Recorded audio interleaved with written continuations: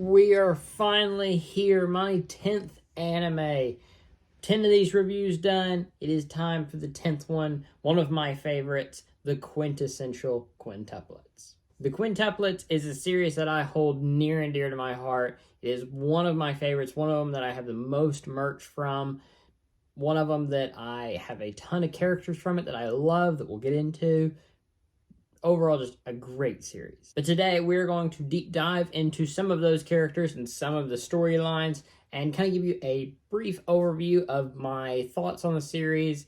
Now, brief warning, we're going to go into a little bit of spoilers, so I will be revealing who wins in the end. So if you don't know who wins, who is the bride at the end of the series, then go ahead and go watch that and then come back to this because I'm going to spoil all that here. But if you have watched that, I am not going to get into real detailed storylines of the movie. That'll be a separate view at some other time. This review will cover the first 2 seasons of the show.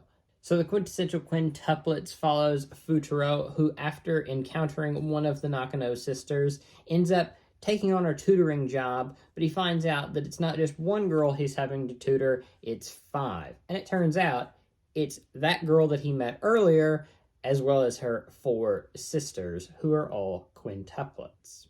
So the main thing I'm going to talk about with this review is mostly characters, because I believe this series does character development, especially for a harem, fantastic. So we're going to get into that, and we're going to talk about all the characters in it.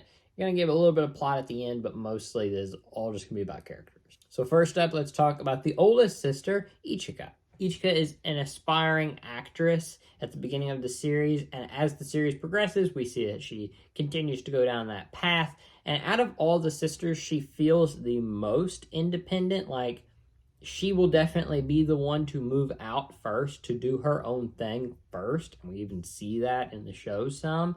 So, out of all of them, we see these kind of pairings form. She feels the most like she's her own thing. Now, despite that, she does care about her sisters quite a bit. Despite what a lot of people will tell you that, oh, she backstabs her sisters and everything. Really, all of them, except for like 2 of them, end up backstabbing each other in different ways. That's the plot of the series, is that throughout it, they realize it's not worth it to do that. And they end up coming together in the end to say, this is how it's going to be. He's going to pick which one of us he wants. That's the plot of the series. Of course there's going to be backstabbing in it. And she's not the only one to do it. So the others aren't great either. And especially in the second half of the season 2, we see that her and her sisters begin to realize that each other matter more than turning against one another. And I love that. That is such a great plot line that is throughout pretty much the entire series. And it's done really well. Now, of course, like I said, people will give these outlandish things of saying they're going to turn against you. No, that happened. But by the end, they all grow to be good sisters again. Next up is Nino, the second sister. This one's probably the most divided character in the series. I would say either fans love her or they hate her. There's another character kind of like this, but for different reasons. With Nino, it's just completely personality-wise. Either they love her personality or they hate her personality. Personally, I'm a pretty big fan of hers. Now, she's not my favorite of the quintuplet. She's probably my 3rd favorite, but I do like her character a lot. She is probably the most, like, outgoing with her plans to try to, like, make them get together with her, like Futaro. But she still does deny her feelings constantly and everything. So she is kind of that tsundere type character, but the way she does it, she is more outgoing than the others. And personally, I think Nino's arc is probably one of the best in the series in terms of all the sisters. I think she goes through a big change in the series and how she acts at the beginning to how she acts at the end. And I think that's complemented by the 3rd sister, Miku. Miku takes that common trope of being the shy girl that knows her feelings pretty quickly, but isn't able to act on them because of how shy she is and because of just not being that outgoing. Flip of the coin, Nino is outgoing, but she herself denies those feelings. So they're kind of like opposite sides of the same coin, and that's what makes them two work so well together. Because in one aspect, Nino will excel in something, but Miku will struggle in that. But Miku might excel in something else, but Nino doesn't really know how to do that as much. So together, it feels like even though they are very different, they understand each other quite a bit. So we see these characters that fit like a puzzle piece almost, and their interactions and their scenes, some of their scenes to where it's just them two, are great because you do feel like, and all the sisters do, like, they care about one another and they are close. But these two feel the closest out of all the sisters. Like, these two I can understand being like best friends, even if they weren't related. And the fourth sister, of course, many fans hate her, but Yotsuba is the one who eventually wins in the end, and I adore her. She is my second favorite, but I do really like her character. Even if she wasn't the one that got picked, I think just her arc and everything in the story. Now, a lot of her character development is in the movie, so I'm not going to talk about that a lot here, but she is a great character, and even her stuff in the seasons is great. Now, obviously, that's kind of breadcrumbs spread throughout so that whenever you get to the movie, it kind of unlocks all of that. Like, you look back and you realize all that, especially if you rewatch it. So I do recommend doing that. If you don't like how the story ended, rewatch it. You'll notice some things that really make the series kind of work better. And I'm not saying that it works badly. I think it worked great, and I love how it ended. But you do see clues throughout that hint towards who it is, who's the one, who this was, and everything. So I do like how Yotsuba's story went. And finally, we have my favorite character, Itsuki. Love her. One of my all-time favorite characters. Just, like, even beyond this anime. I love her so much. And yeah, she's kind of the generic one, but there's just so much about her that is so easy to love. Itsuki is the first sister we actually meet in the show, while we do meet the other four eventually in that episode and everything. We do meet her first, and she ends up being this kind of like really good, just best friend to the main character, which I adore. Like, it's kind of this odd thing to where normally in a harem, the character that gets the closest to the MC ends up being who wins. But with Itsuki, it's not that. It's like she became like a best friend to him. And yeah, she has feelings for him. But it's like she doesn't really mind just being a good friend to not only her sisters, but to him as well. Not only this, but she has goals for the future. She wants to be a teacher in life. And even though kind of everything tells her no, she still takes time to try to do this. She goes for her goals.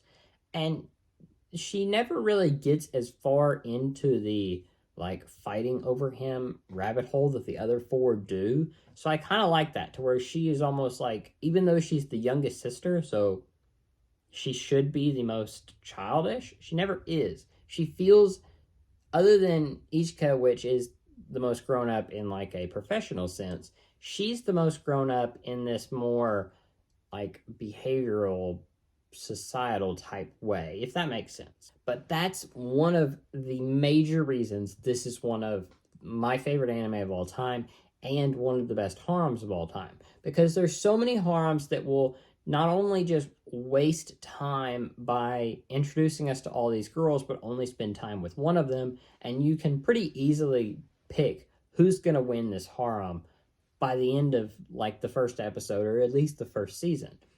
With this show, you could make an argument for each girl onto why they're not only the best character, but why they should have won the harem.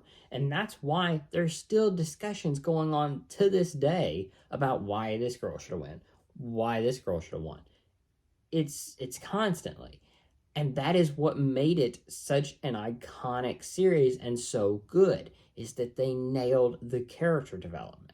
Each girl has an aspect to her that is lovable, and it just sells the series so well. Now, obviously, I said that I'm not going to get into the movie here, but I will give a brief kind of summary about my thoughts on the movie because that'll be way down the road. So if you want it now, here that is. I do think the movie is a little bit choppier than what the series should have been. I think if they would have made a third season, it probably would have worked a little bit better. The first half of the movie is really fast. The second half is really slow, in my opinion. And so what you end up with is just this breakneck speed plot that ends up in certain points just like slamming on the brakes, and you're like, okay, I want to get on with it. And then you end up not caring as much because you're just wore out by the end of the movie. I don't dislike some of the plot points they did in it. Obviously, with the way they did Itsuki throughout the series, they needed a plot point for her in the movie, and I didn't like that plot point in the movie. I thought it was a bit kind of dumb and kind of out of nowhere with the new dad or the old dad. Didn't like that at all. I mean, it works, but it doesn't. It's such a out of left field thing, and it in the movie aspect, it just doesn't work. Now, if that would have been a solo episode, like episode 10 of a 12 episode series, yeah, I would have been more like, okay, that works. But for that, no, it just didn't work. But it does have some great scenes, including the finale with the other guessing game, and that is one of my favorite scenes in the entire franchise. So it has some great moments. But again, we'll get in more into detail with that, and I will talk more about plot, not only in the movie, but this whole series in that one, because if I get big into the plot of the series, then I kind of have to reference the ending to kind of give you references. So I'm going to save the plot for that review down the road. So look forward to that. It'll be a while, but we'll get to that eventually. But real quick, I will give you a few scenes that I adore out of the series without going into the movie. First of which is the river scene. Such a beautiful scene. Not only is the visuals beautiful, is the story going in this great moment here, but also the soundtrack is amazing. Like, a story like this, or an anime like this, shouldn't have amazing soundtrack like this normally. Like, it's just kind of generic. This one nailed it. Nailed it. A cute scene that really doesn't do a lot, like a lot of people miss this scene, is Itsuki's kind of like subtle confession that she does. It's such a cute little scene, and it shows kind of more into her character. Love it. Love it. It's, while all the rest of them get these big moments and everything, hers is very subtle. And that's kind of her character. It's like, yeah, she's not real flashy, but she is great at little moments like this that really shine if you look into it. So anyway, let's go ahead and talk about the ranking for this show compared to my other 9 that I have reviewed so far. It is up top. There is no doubt about it. I love Toradora. Toradora is great, but with Quintessential Quintuplets, it is something that is one of my all-time favorites. Toradora is like a 8 out of 10. This is a 9 out of 10, so we are getting up there, and it's a high 9 out of 10. I do really, really like it, especially the series. Now, when we get to the movie, I do have faults with it, more than I mentioned, but we'll get to that when we get to that. As for merch, now, I did make an entire video going over this already. I will link it right here, so you can click it if you want to. It'll either be up top, or I'll try to put something here you can click on, but if not, go check that out. If you want to see any of the acrylic figures or the actual figures, anything like that. I also made a video talking about all the plushies I've ever got, and I did talk about all the quintuplets and that, so I won't go over that here, but what I will go over is everything else that I haven't talked about before. So let's get into that. Okay, so first up is all of the games that have came out for this. They've released a few of these. These are for Switch. Now, they do release these as well on PlayStation, and I think they came out on Xbox too. I'm not exactly sure on that one, but They have released so far 3 of these. Now, they're not in English, so I can't play them, but they are cool to have, and eventually if I ever do finish learning Japanese well enough to be able to understand them, then it does seem pretty cool. They do have a lot of like artwork from the series and everything, so it is pretty cool to have, and I wanted to have it because it did not come out in the States, and so I figured they'll probably be hard to find someday. And also I have season 1 and season 2 of the Blu-ray.